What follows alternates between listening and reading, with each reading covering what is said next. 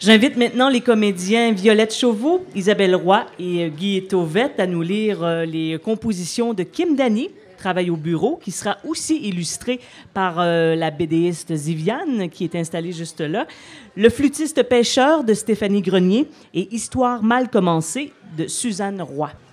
Alors, nous allons commencer par Le flûtiste pêcheur de Stéphanie Grenier. Le flûtiste pêcheur.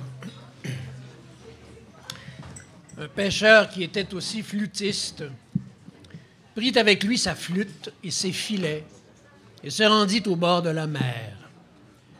Debout sur un promontoire, il se mit à jouer.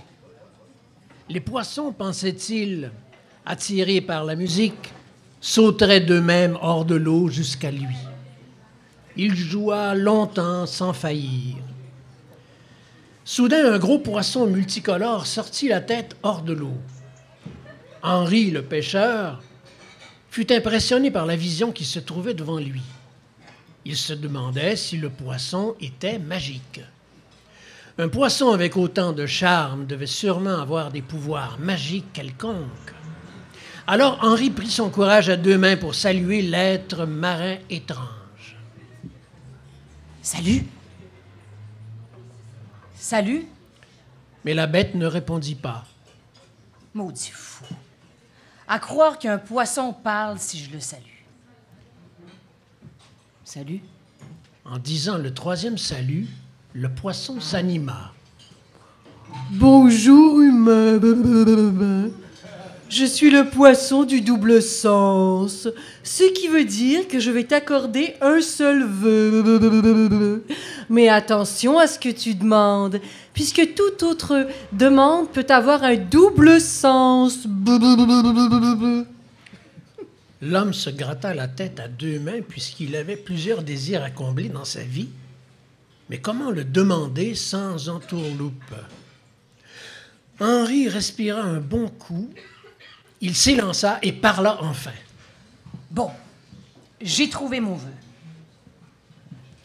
Ah oui? N'oublie pas de bien formuler ta demande, sinon gare à toi.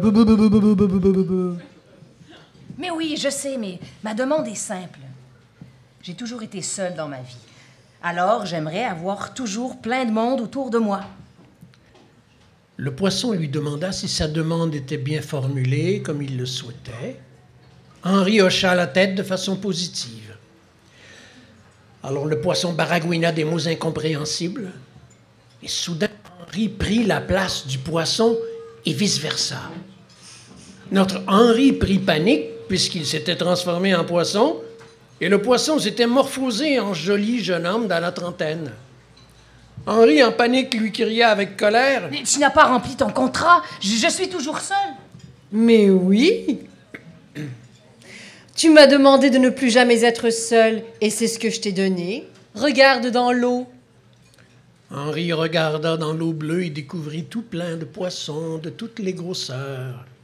Il remonta à la surface et dit à l'homme... « Oh, merci.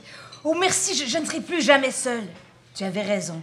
Pardon de t'avoir accusé injustement. » Henri vit toujours dans le lac Édouard, à la Tuque, et est heureux plus que jamais.